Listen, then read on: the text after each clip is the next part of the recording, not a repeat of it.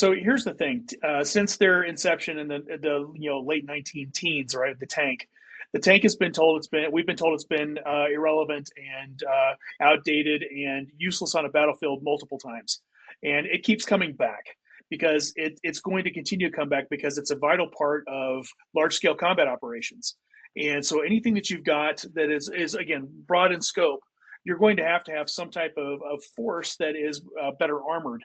And I think that one of the things that I was looking at with this series, I do have powered armor infantry. They're called Atlas soldiers, and one of the first things I wanted to do with this was show that in an alien race in combat with an alien race, that might not be the best idea. You might want to have something that's a little bit more protected, because if you're going up against an alien that we've never met, never faced on a battlefield, we have no idea what their capabilities are.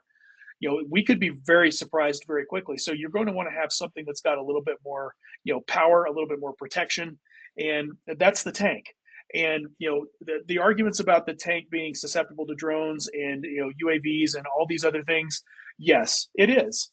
But as systems continue to be developed, I don't see why that you couldn't have a tank that had capabilities to go after unmanned systems like that. So I think that there's always going to be a place on the battlefield for tanks and for armor forces, and I think history has shown that over the last 100 years. And I don't disagree. I just thought it would be an interesting talking point because I've seen people get passionate on both sides of this issue in nerd fandoms. Most people don't realize that technology, you used to have that famous History Channel show, warriors that never met fight each other in the simulator, right? And they would compare the technology. And one of the things that always struck me as unrealistic about that is people don't understand technology, armor, and offensive capabilities and defensive capabilities. For military, it's a yin and a yang. As one develops A, you develop B to counter it, and so on and so forth.